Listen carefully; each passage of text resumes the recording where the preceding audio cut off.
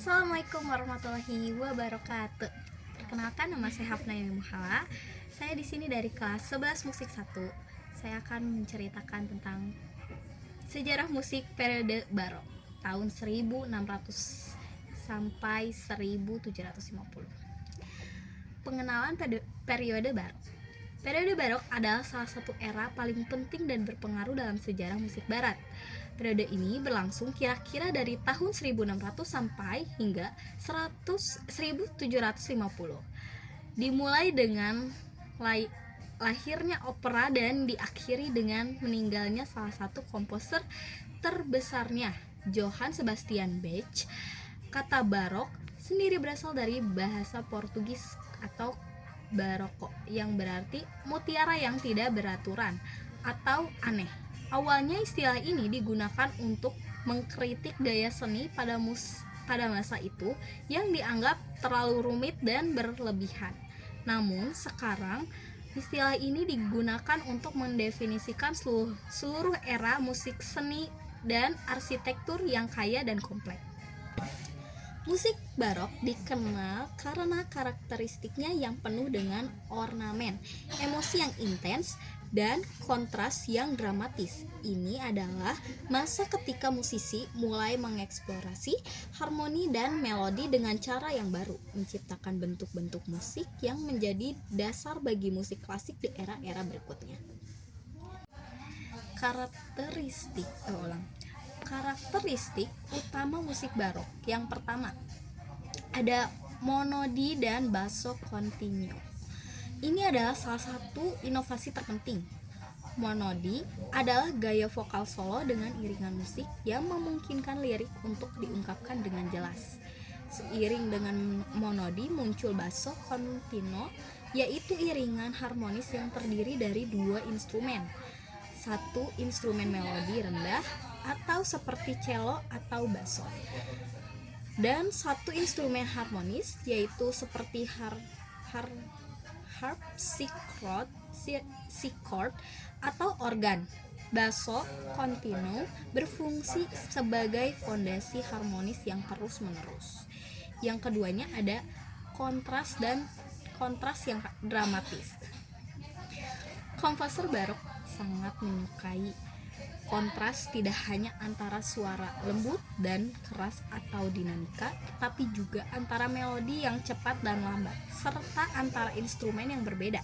Konsep ini dikenal sebagai terase dynamics, di mana perubahan volume terjadi secara tiba-tiba tanpa transisi bertahap.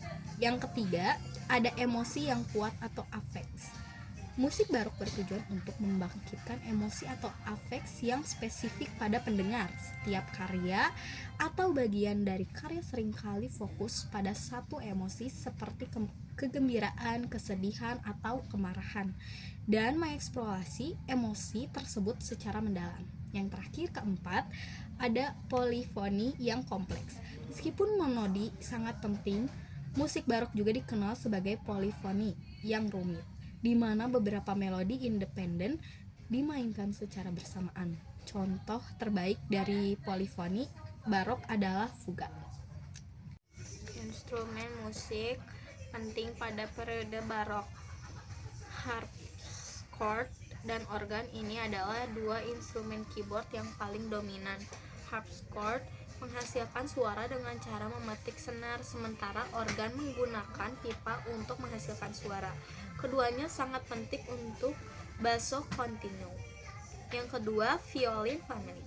Violin, viola, dan cello dan double bass menjadi instrumen senar yang paling penting dan mulai menggantikan instrumen dari era sebelumnya. Alat musik tiup. Yang ketiga, alat musik kayu dan logam, yaitu ada flute, oboe, bason, dan trompet digunakan seringkali untuk memberikan warna suara yang cerdas dan kontras. Perkembangan bentuk dan genre. Periode ini melahirkan banyak bentuk musik baru yang masih relevan hingga saat ini, termasuk yang pertama ada opera, drama yang seluruhnya dinyanyikan dengan iringan musik. Ini adalah genre yang paling penting dan inovatif pada awal periode barok. Yang kedua ada oratorio, mirip dengan opera tetapi tanpa adegan kostum atau aksi panggung. Biasanya berbaris cerita religius atau mitologi. Yang ketiga ada kantata, karya vokal yang lebih kecil, biasanya satu atau beberapa solois dan orkestra kecil seringkali dengan tema religius. Yang keempat ada concerto grosso, yaitu pertunjukan yang menampilkan kontras antara kelompok kecil solois atau concertino dan orkestra penuh ripieno. Yang kelima ada sonata, yaitu karya musik untuk satu atau lebih instrumen, biasanya terdiri dari beberapa bagian atau gerakan. Yang terakhir keenam ada suite, yaitu kumpulan tarian instrumen seperti alamende, courante, sarabande, dan gigu. Oke guys, lanjut.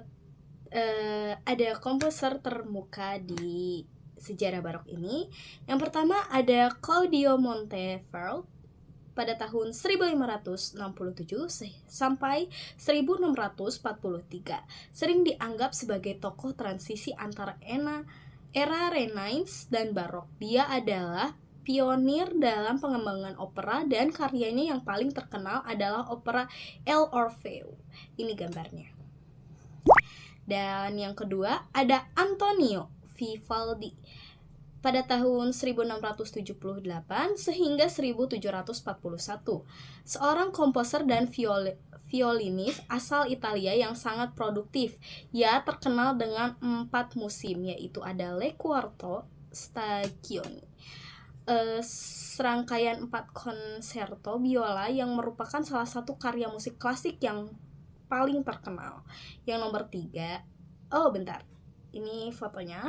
Dan yang nomor 3 ada Georgi Friedrich Handel pada tahun 1658 sampai yang ketiga. Lanjut, yang ketiga ada Georgi Friedrich Handel pada tahun 1685 sampai dengan 1759. Seorang komposer Jerman yang sebagian besar karirnya dihabiskan di Inggris. Ia terkenal dengan oratorionya, terutama Messiah yang berisi Hallelujah, chorus yang sangat terkenal. Ia juga seorang komposer opera yang musik instrumental yang produktif. Ini fotonya. Yang keempat ada Johann Sebastian Bach pada tahun 1685 sampai dengan 1750. Dianggap sebagai salah satu komposer terbesar sepanjang masa dan puncak dari musik barok. Karya-karyanya terkenal karena kompleksitas dan juga polifoni yang rumit dan kekayaan harmoninya. Karyanya mencakup hampir semua genre barok kecuali opera. Beberapa karya ikoniknya adalah Fuga in G minor, Brandenburg Concertos, dan Mass in B minor. Lanjut ke materi berikutnya. Oke, tambahan dari Wikipedia. Melodi dan frasa lagu-lagu barok memiliki tema yang jelas seperti pada Four Seasons atau 4 musim karya Antonio Vivaldi. Biasanya ada alur yang berkelanjutan pada musik barok dengan pola dan urutan yang berulang serta frasa, melodi, dan irama yang bergabung sempurna dengan satu sama lain. Juga musik barok dipenuhi dengan tekstur polifonis yang tadi saya bahas, yakni adanya 2 atau lebih alur melodi yang berjalan bersamaan. Meski demikian, bukan berarti tidak ada musik homofonis. Pada zaman barok, lagu-lagu tersebut biasanya memiliki harmoni yang sederhana. Alat musik piano belum diciptakan pada zaman ini tentunya. Alat musik keyboard yang lazim digunakan adalah harpsichord yang sebelumnya saya bahas, yang belum memiliki kemampuan untuk menciptakan dinamika yang beragam. Akibatnya, komposisi untuk alat musik keyboard pada musik barok hanya dimainkan pada satu tingkat volume, maka jarang ditemukan perubahan dinamika pada komposisinya. Kalaupun ada, Perubahan dinamika berlangsung tiba-tiba tanpa crescendo ataupun diminuendo. Jarak atau range nada dari permainan musik barok juga pendek akibat penggunaan alat musik harpsichord. Juga jika dibandingkan dengan musik klasik dan romantik, jarak umumnya pada hanya 2 oktav ke atas dan ke bawah dari middle C. Pedal sustain juga belum ada pada harpsichord, sehingga pedal jarang digunakan saat memainkan musik barok di piano. Hal-hal tersebut mengakibatkan musik barok seringkali dikatakan hanya memiliki satu emosi di dalam lagunya. Ya, kalian kalau ingin lebih tahu lebih dalam lagi, banyak banget pengertian dari youtuber-youtuber terkenal di YouTube, dan kalian bisa menggali informasinya lebih dari Wikipedia atau sebagainya di link-link yang ada di Google.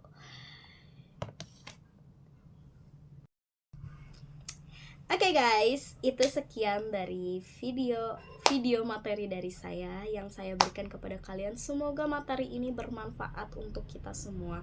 Maaf bila ada perkataan saya yang kurang tepat atau perkataan saya yang salah, mohon dimaafkan. Saya tutup video ini dengan mengucapkan wassalamualaikum warahmatullahi wabarakatuh. Jangan lupa subscribe.